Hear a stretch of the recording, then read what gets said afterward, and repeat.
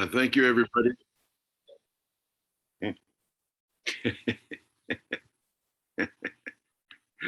So this gives me a choice to got it or leave the meeting. Oh, whoops, wrong one. So very happy to welcome you all this afternoon to, I guess, what is talk 2 in what is a short series on introduction to Tathāgata Zen. It seemed like just yesterday that I gave you my first talk. Actually, I think was it last week? Maybe 2 weeks ago? 2 weeks ago. But I won't be talking as frequently, so it'll be easier to forget what I said. And that's fine. I think you should forget everything I say. But you should remember what sticks. Maybe there are things that will stick. Maybe there are things that won't stick. Just like when we listen to the Master Dharma talks of Jōshū Roshi, and when we did in the past, and when we do again, when we hear them again, some of it just goes completely flying right by our heads. Some of it sticks.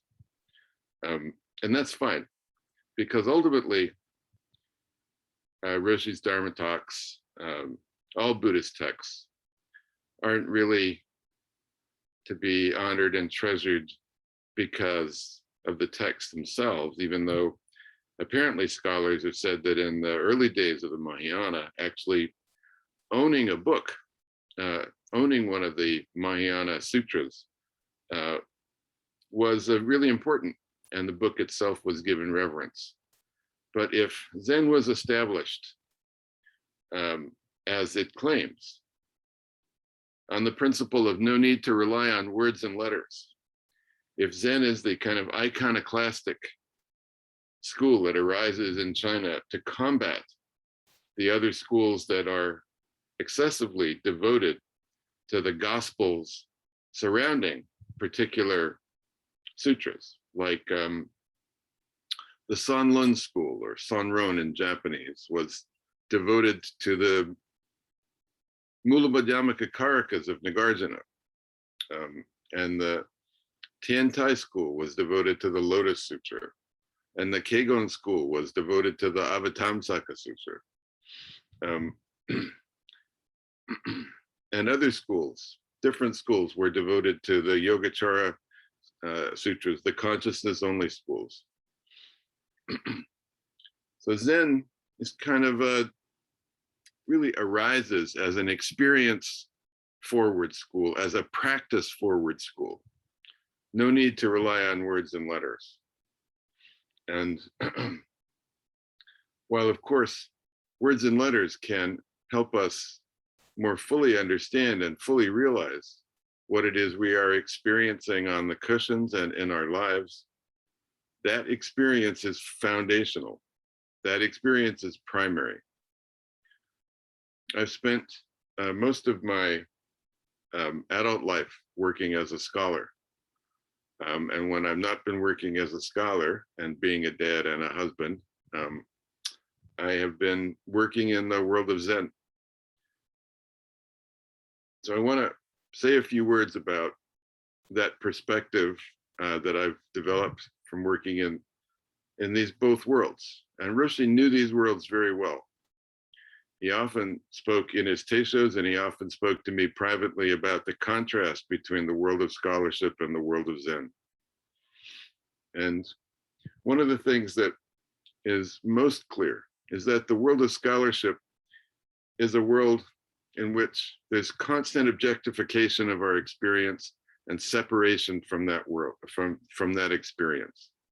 We're constantly living in what he would call a two-dimensional world, in which we stand on the platform of a fixed self. And from that platform of a fixed self, from that, in Japanese, kangai kata, from that perspective, from that jotai, that condition of a fixed self, we look at our experience inside. We look at our experience outside, and we separate ourselves from that experience and from the entire world in which we interact. And that is, we separate ourselves from the people with whom we interact. We separate ourselves from the rooms in which we interact. We separate ourselves from the great world in which we interact. And so there has been this tendency, and this, you see this in different religious traditions. When the charismatic founder dies, we saw this in the Buddhist tradition. There was a really strong emphasis placed on that charismatic founder's teachings as recorded in, well, at first they were just orally recorded. So at the origins of Buddhism, at the very origins of Buddhism in India, at let's say the year 500 or maybe 400 BCE, scholars argue about this, after the death of the historical Buddha, this absolutely charismatic figure who starts this worldwide religion based on his own personal experience, his experience of awakening and his experience of integrating that awakening into his everyday life, which is, of course, the challenge of all Buddhist practice, of Zen practice, of non-Zen practice. How do you take that fundamental awareness of the underlying structure of the world, the underlying structure of your consciousness? How do you realize that? How do you manifest that? How do you bring that into your everyday life? It totally transforms the way in which you interact with other human beings, the way in which you interact with your world. So at the very origins of Buddhism, when they gathered at the first council of Rajagraha in northern India, which is the area where the Buddhists taught, partly now in Nepal, and people got together because they remembered, imagine, so in our tradition, we have a lot of Roshi's master Dharma talks, teishos. And those master Dharma talks, those teishos, contain his live teachings. So imagine if we didn't have recordings, if we didn't have digital recording equipment, if we didn't have cassettes, and we just had to remember what his teachings were. And we might say, just as they said at the first council after the death of the Buddha, thus have I heard. When Jōshū Roshi was staying at Mount Baldy Zen Center and leading a sesshin on the third day of the February sesshin in 1996, when he was giving a commentary on the Rinzai-Roku, the teachings of Rinzai-Ji, this is what Roshi said.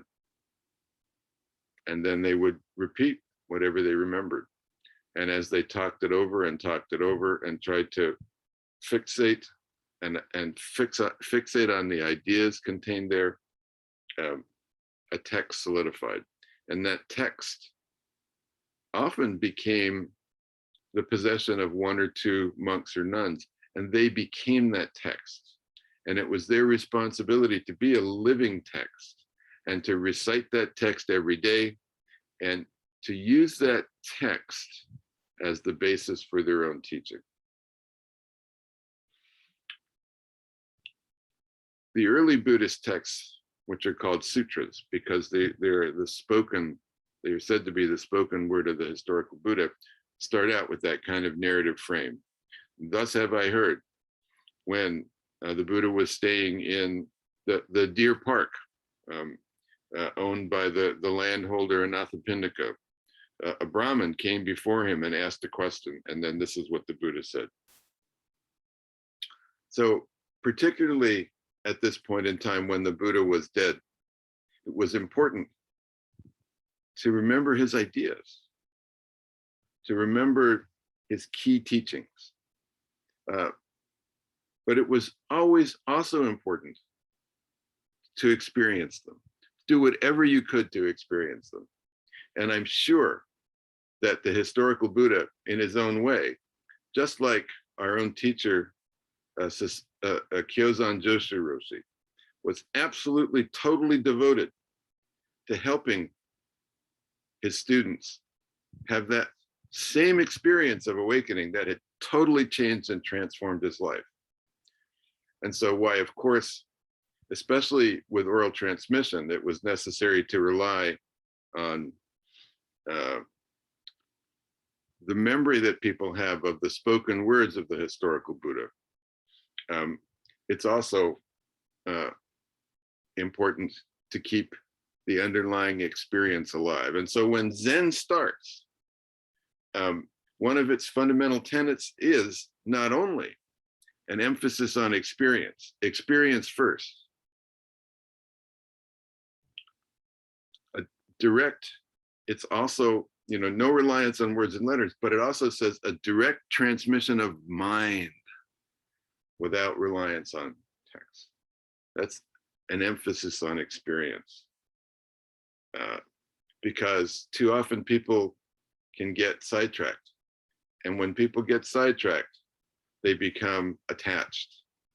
And they become attached to the words, they become attached to the ideas, and they develop a fixation on the gospel. And we all know that a fixation on the gospel is something we're familiar with from our own cultures, from Abrahamic religions. If it's not in the Bible, it's not true.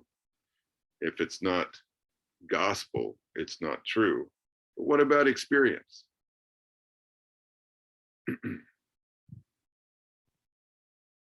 So, because Zen was founded first and foremost on experience, but it's important to understand, not only to have the experience, it's important to understand what that experience is. There needs to be, of course, a balance between the spoken word, the written word, and of course, direct, firsthand, first-person experience of the teaching. That's why Zen is also founded, and the name of the school actually starts with an emphasis on meditation, on the practice of Zazen. As Roshi has taught it, it's to use a very strong will so that we can realize that there is a deeper underlying structure or power that gets manifest, and that leads to, and that brings our experience along with us. We co-create from moment to moment. We need to use strong will in our Zazen to get there. And that's why when I taught 2 weeks ago, I began with an emphasis on proper sitting posture and orientation to how we do Zazen, in what context we do Zazen. And so I want to touch base again with this sitting posture, because I think it's very important and it has been missed in many of the understandings that have developed of Roshi's teaching. He put an emphasis on it, certainly in his teaching to me. And I know that you all know that Roshi taught each of us differently based on our life experiences, on our narratives, in ways in which we were attached to those narratives and free of those narratives, and helped us get free of those narratives. But it's pretty clear, and I've just finished working on a book which will be coming out, be printed and starting to circulate, let's say, by the end of this month, but into November. It's called Manifesting Zen. You'll be able to buy it through the Rinzai-Ji website. And it's a collection of 35 of his master Dharma talks. Only Roshis can give master Dharma talks. Lesser people like us, we give Dharma talks because they're talks about the Dharma, but they're not these master Dharma talks. They're not teishos. A good Dharma talk, like a good master Dharma talk, should be spontaneous. Should be, usually master Dharma talks are based on text. And if I get invited back at some point, I'll start to work and riff off text. But right now, I'm just trying to give you an introduction to what's important in the tradition that we've received that Jōshū Roshi's called Tathāgata Zen. The Tathāgata means the thus come and the thus gone, the thus coming and the thus going. It's an epithet, it's an honorific title in the early Buddhist canon that was given to the historical Buddha. But Jōshū Roshi has reinterpreted it to symbolize the essence of his teaching. And I will start to unravel that for you after we again touch base with how to sit. So Jōshū Roshi emphasized very strongly with me, and I can see it also in the 35 Master Dharma talks that I've just finished editing and which will come out in his second book called Manifesting Zen. He emphasized very much the fact that as we sit, that we are fully embodied in our experience. And that is that he expressed, and as I mentioned this 2 weeks ago, he expressed a kind of frustration with the challenges, the unexpected challenges that he had when he came to teach us in America and throughout the European influenced world, in the extent to which we experienced the world through our faces, through our heads. We were in our heads. We were not in our bodies. We were not experiencing the world in a fully embodied fashion. And he found that to be, I think, in many ways, in addition to the fact that his Sangha didn't really know Buddhism, and we came at the world, many of us were people who had been attracted to Zen because we had rejected higher education in one form or another, either because we'd flunked out or because we didn't see its relevance to our lives. So we were attracted to this notion in Zen that there's no reliance on words and letters because we don't need it, we just need practice. But as it turned out, of course, Roshi was trained in an incredibly sophisticated system of Buddhist philosophy and Buddhist practice, and an incredibly intensive experience in the monastery. And so, we had none of that. When he arrived in America in 1962, in July 1962, I mean, he came with a dictionary, he came with the clothes on his back, and, I'm sure he had a toothbrush. Maybe he didn't. And he arrived here, and it wasn't exactly, from the standpoint of Japanese Zen, it wasn't exactly a plum position, but it was a challenging position. But it was a position in which not only did we know nothing about Zen practice in practice, but as a culture, we were not familiar with the ideas of Buddhism.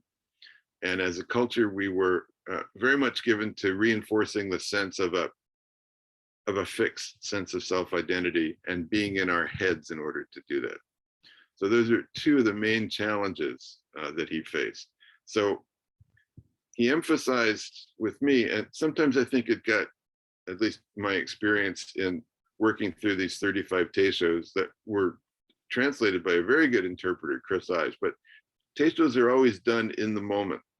They're not, Chris actually refused to be listed as the translator because translators actually work with the text over and over again until they get it right. And that responsibility Chris didn't feel he had, and he didn't want. He just spoke in the moment. Roshi spoke and he did his best. And so, yeah. And having attempted to translate for Roshi with my terrible Japanese, Roshi gave up on me after 2 teishos. I don't know if any of you older students actually witnessed the debacle that was my attempt to translate for Roshi. It was in 1984, right after, right after I'd gotten back from a conference in Japan. Roshi often spoke very quickly and very intensively. And sometimes Roshi's ideas were faster than the translator could catch and interpret. And so in going through these otherwise wonderful translations from Chris Ives, I found places where they needed to be expanded and elaborated in order to become a true translation, or retranslated, because there were things that that Chris didn't get. And among those things that I think translators have glossed over is the importance of this idea that Roshi worked on a lot with me for obvious reasons, because of course I was probably as good an example of someone stuck in their heads as anybody who came out of a a European American tradition. And being an academic, being the son of parents who loved academic achievement, and being in a prestigious university, which is how I met Roshi, and just being in my head a lot and out of my body, and kind of abusing my body in some ways and not connecting them. I was a prime example. I was a prime example of exactly the kind of difficult time, exactly the kind of person that Roshi found most difficult to work with. But yet he worked very, very patiently and very compassionately with me over 40 or more years of practice. Anyway, this idea that he constantly spoke of, but it was often glossed over or missed, at least in the translations I've listened to of his teishos, is the idea of Jibun no Sumibasho. Jibun no Sumibasho is the dwelling place of the self. Jibun no Sumibasho. The space that the self occupies. And this space is not two-dimensional, it's three-dimensional. It's not just in the head, it's in the head, it's in the body, it's in the mind and body together. All of the famous Zen teachers that we study have recognized that there is a complete unification of body-mind. And we see this in all the major Soto and Rinzai, even Obaku traditions, complete unity of body and mind. So Jibun no Sumibasho is the space that the self inhabits or occupies, the dwelling place of the self. And that is three-dimensional. And those three dimensions, and as we sit here, it's really important that we feel those three dimensions. And one is the vertical space, the vertical dimension. And to help you feel it, feel how your body interacts with the cushions, the senses that you get as you sit on your cushions, or if you're sitting in a chair, that's fine.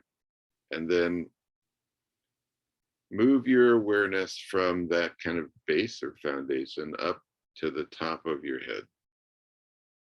And just allow yourselves to feel that vertical space.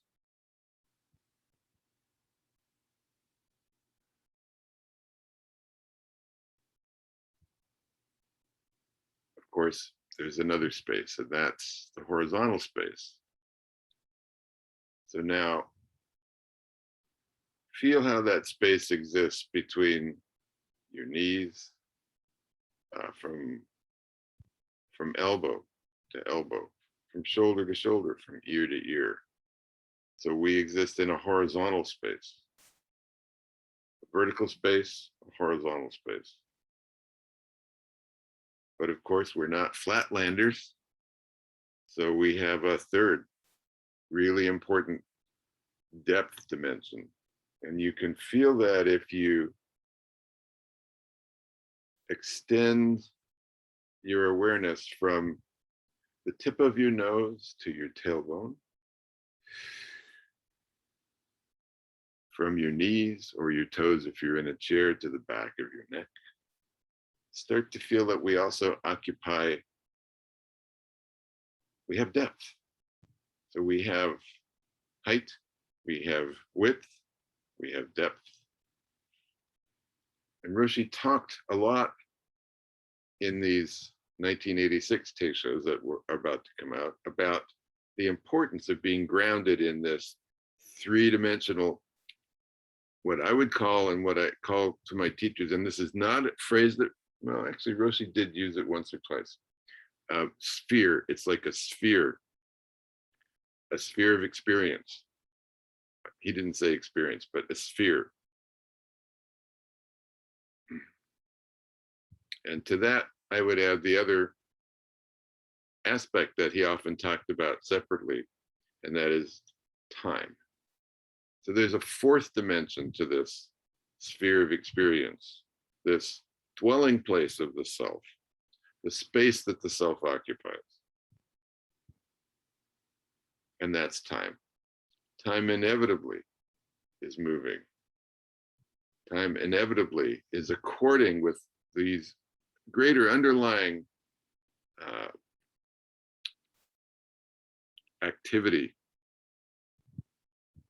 that lies beneath our moment experience, that creates with us, that co-creates our experience from moment to moment through this sphere of experience and out into the world in which we interact with the people, with the things, with the environment, all that all of our interactions emerge from and return to this sphere, which is our home. I think I mentioned in my talk 2 weeks ago, there is a koan, I don't know, it's not a traditional koan, it's not in the books, but a koan that Roshi gave to some of his students based on this experience, this sphere of experience. You have to realize this sphere of experience in order to answer the koan. I'll talk in future weeks about what koans are and how I got my first koan in first grade and how it puzzled me for 3 decades.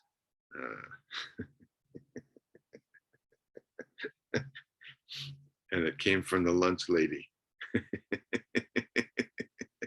So you have to come back to hear how I got my first koan in first grade. But even though I passed out of first grade and eventually graduated from university, I didn't graduate from that koan until many, many years after university. The koan that Roshi gave me that I'm talking about is not the one I got in first grade. There is a saying, Buddha is a homeless monk. How do you manifest Buddha is a homeless monk? So in your homelessness, you have a home. That home is no home. If you objectify that home as an idea and you solidify it, you'll become attached to your home.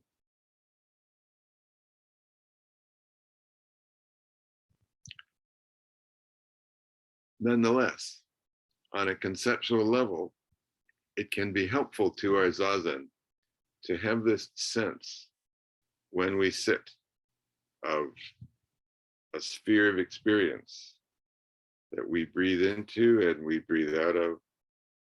And that sphere of experience has a center. And that center actually is at the very middle of our whole sphere of experience. It's located in the tanden. And you probably read books or heard people talk about the tanden. It's 3 finger widths below your navel, but they forget to say, well, it's not just in the front of your body, 3 finger widths below your navel. No, no, no. It's in the center of your sphere. So you need to add a third dimension. And that third dimension is, it's located halfway between the front of your abdomen and your tailbone. 3 finger widths below your belly button and halfway between that point and your tailbone. So it's actually in the middle of your sphere. And Zen breathing in Zazen is often, maybe not often enough, based in this center. but it's the center of your sphere of experience as you expand out, as you breathe in, and that sphere contracts as you breathe out. And so these are your lower abdominal breathing muscles. And, it's not just the muscles in the lower abdomen, but they're attached and they go all the way around to the spine. So there is this kind of physical aspect to it. So out of this space, we expand, we contract. Out of this home, the home that is no home, because this home is constantly changing, constantly in a state of flux, constantly in flow. Time is being manifest through this home. Ideas arise, ideas pass away, perceptions arise, perceptions pass away, images arise, images pass away, feelings arise, and yes, feelings pass away. But the narratives that we create about our lives actually are all, as our lives are, centered in this jibun no sumibasho, this space, this dwelling place of the self. This is the field of our Zen practice. This is the foundation. We're like hermit crabs that move from one shell to the next. You could say this shell is our sphere of experience. New spheres arise. New spheres disappear. Underneath our sense, our fixed sense of self-identity, which from the outset of the Buddhist tradition is regarded as a source of suffering, a source of attachment. From the outset, there is an emphasis on the teaching of no self. When students hear that, and sometimes Roshi talked about it, Japanese it's muga, in Chinese it's wa, no self. It doesn't mean you don't have a self. It means your self is constantly arising and passing away. Your self is constantly flowing. It's in movement. One of the fundamental problems that human beings have, really, again, from the foundation of Buddhism, but very strongly emphasized in Zen practice, is the sense that is the experience of fixating that sense of self-identity into something solid. And having that false, fixated, what Roshi calls the incomplete self, as the foundation for all of our experience, not realizing that it's not our true home. It arises out of our true home. Not realizing that it's constantly changing. Again, because of this fundamental Buddhist teaching that Roshi also constantly informs Roshi's teaching, this fundamental teaching of, it's called praticca samutpada, or engi, dependent origination. Or I would say now interdependent origination, because of the way in which we are, as individuals in the 21st century, in infinite ways, incalculable ways, enmeshed in a matrix of relationships, some of which we perceive, a very small percentage of which we perceive, most of which we don't perceive. But we're enmeshed in this constantly changing nexus of relationships with other people all over the world and with the world itself. We often don't realize that because we have this fixed sense of self-identity, this fixed sense of self. And we stay there and we become attached. So doing Zazen, working with fully breathing in and fully breathing out, and you can work with counting, that is very helpful, and using your will to not pay attention to that constant stream of thoughts and feelings and images and perceptions that bombard you, but just letting that all go, working with your breathing, is a way to start to break our attachment to this fixed way of looking at the world, to this attached way we have of looking at the world.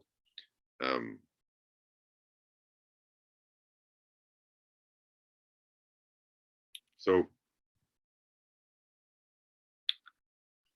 I had the great good fortune, I have the great good fortune of addressing you here today, but that's the result in my own life of a whole series of causes and conditions that go back way before I was born.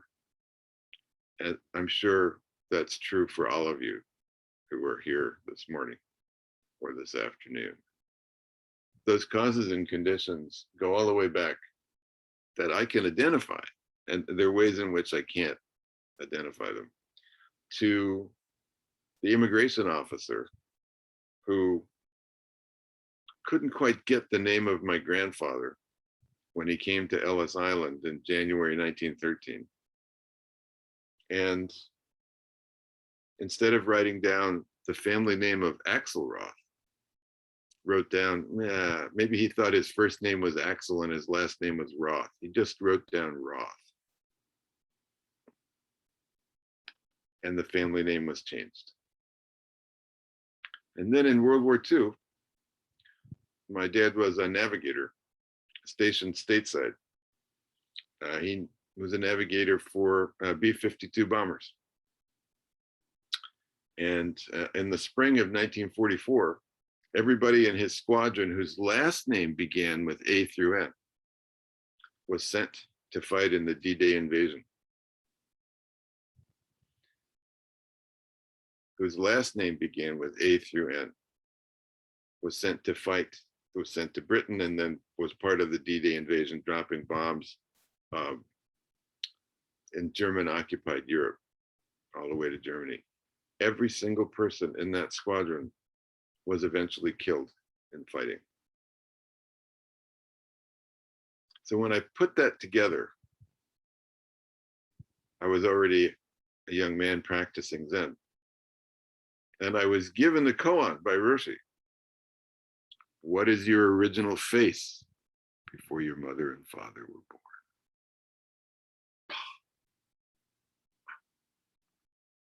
Of course, all of this was part of my my narrative, my life narrative, my pre-life narrative. But who would I have been had that immigration officer on Ellis Island not changed the family name? Who would I have been? Would my mother have even had me? I certainly wouldn't have had my dad as a father. Who would I have been? What is my true original face? And that, of course, is a very important koan. And again, I'll talk in future weeks about koans and how they function and what they do. So I guess I should bring this to an end. Let me just tell one other story about the great good fortune I had. So because I had those two parents that I did, maybe because I was firstborn, because they had the values, my dad was an immigrant, first generation, my mother was second generation. They had the values of education being important. Perhaps it was because in Jewish culture, education is very important. I don't know. But they, particularly my mom, but they both recognized academic achievement. And as a result of that, I graduated second in my high school class. And I was part of an experiment at a very waspy university, Ivy League university called Princeton. And I was admitted to Princeton in the fall of 1966. It was an experiment. They decided it was a bad idea after 5 years of this, and they abandoned it as a formal policy. But anyway, there's a book about that. Anyway,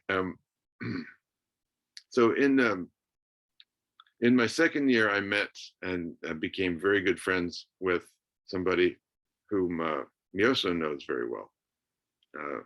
John Kixmiller. John was a wonderful, brilliant intellect. And we had many, many talks about Zen. And we took courses with a professor named Dewey Ming, who came to Princeton in the fall of our junior years. And he knew we were interested in Zen. We talked a lot about Zen. He was a professor of the Neo-Confucian tradition, but that Neo-Confucian tradition was very influenced by Zen. And so when he returned to Princeton in the fall of our senior years, after having been to something called the East-West Philosophers Conference in Hawaii, he had met this absolutely the most famous Japanese philosopher of the second half of the 20th century, a man named Nishitani Keiji, who eventually did come to our summer seminars, but that's another story for another day. And the only time Nishitani ever came to teach in America for an entire semester was that fall. And that fall, the fall of 1969, he was teaching at Temple University, brought there by a scholar named Richard DiMartino, who also had an influence and was co-author of a book that basically, I think he edited the book that included, it was called Zen Buddhism and Psychotherapy. It was one of the few books, it still remains in some ways one of the only books on the topic. And it included the Freudian analyst Erich Fromm and included the writings of D.T. Suzuki. So Dewey Ming, our professor, invited Nishitani up to have lunch with him on one beautiful sunny October afternoon. It was the weekend of the holiday formerly known as Columbus Day. I guess it's this weekend.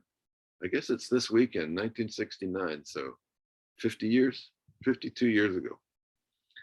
And he invited John Kixmiller and I to have lunch with Nishitani. And not quite appreciating, not really appreciating the opportunity we had, and not really understanding Nishitani, who spoke very little English. He and Duke communicated like Chinese and Japanese often do by writing characters on their palms. When they came to something, they each had mastered English, and Nishitani knew a little. So they were doing this with the finger characters. But traveling with Nishitani that day was a woman named Geshin Cheney. And Geshin was Jōshū Roshi's leading disciple at the time and his attendant as well. And she was on the East Coast organizing his first trip to the East Coast of America. This was 7 years after he had come to America. And so she said, John and I talked mostly to her. And we talked about Zen and we talked about Zen practice. And she said, if you really want to understand Zen, and this goes right back to the topic of the importance of experience, you can't understand it from books, even good books. You have to practice, you have to experience it yourself. She said, I'll be back through here in 10 days. I think she was going to visit family in Vienna. You find a place, I will come and show you how to do Zazen. And then in November, when Roshi is coming to visit, so Roshi was going to come and do a little Zazen Kai in Philadelphia at Temple on one weekend, and in New York at the First Zen Institute, which has a whole interesting story behind it. I recommend, by the way, if you want to find out more about how Buddhism came to the West, please read Rick Field's book, How the Swans Came to the Lake. Wonderful narrative history of the transmission of Buddhism from Asia to the West, particularly to America. I'm teaching a course right now in which my students are reading that. So it was the first semester that there were women at Princeton. Princeton had been all men, and because of that, they didn't have enough dorm space, so they let seniors live off campus, and I was living in a farmhouse, about 150 acres of land with 5 or 6 housemates. And so my housemates agreed to let me use the living room, and the 2 rooms off the living room were going to be used for interviews, one of which was my bedroom. And so Geshin came, and there was just this motley group of us sitting around on all sorts of strange, pillows and couch cushions. She showed us how to do Zazen and then left. And then, it was a busy semester. I was into I was in love. I was taking a lot of challenging courses. I just forgot. And all of a sudden, one cold morning in November at 6 a.m., I'm starting to wake up because I hear cars in the driveway. And all of a sudden, the door to my bedroom flings open, and it's Geshe in her most Prussian Zen manifesting face and body mind. And she flings open the door to my bedroom, and I'm sleeping in bed with my girlfriend in a mattress on the floor. We slept in mattresses on the floor in those days. And she goes, "Wake up, Roshi's here." I'd totally forgotten he was coming. Holy shit. I scrambled, to wake up, and into my living room walks Kyōzan Jōshū Roshi. And he starts teaching us how to sit. He teaches us about some of his intro to us, very early. Most of us don't know Buddhism. Very early ideas. And he was incredibly charismatic. He was incredibly riveting. And we had a bunch of cats. He liked one kitten among all of our kittens, and he would put kitten on his rucksu. And the kitten would hold on and jump off, and then would follow him whenever he was walking around in the farmhouse. And Roshi would pick him up, put him on his rucksu, and jump off. And so for me, that was the result of a whole series of causes and conditions. And I'm sure each one of you has that. And it's important to honor the people and the influences that we had, which enabled us to be here, but also to remember that we are in a constant state of flux. We are in a constant state of flow. It's not important only to read about that and understand that intellectually. It's not important just to take the fixed ideas of our teachers and become rigidly attached to those ideas and not innovate. The most important thing is those ideas, as it says in Zen, don't mistake the moon for the finger pointing at the moon. Because if you do that, the moon is going to give you the finger. So with that, I realize my time is up. I'm happy to answer any questions you have. I haven't given you a whole hell of a lot of time, and I apologize for that. And I didn't really get to really what I wanted to teach you about today, which is the underlying principles of expansion and contraction, and what Roshi calls the Dharma activity, the activity of the absolute. But I will come back to that the next time that I'm here. So thank you very much. And we honor our teachers and the most important, and our parents, and the most important influences in our lives, our friends, and the Sangha for creating these opportunities, the Dharma that we've received from our teacher, and the underlying activity of our innate natures, of our true selves, of our true natures, of our innate Buddha natures. So we honor the Buddha, the Dharma, and the Sangha. So every time we bow, we honor those.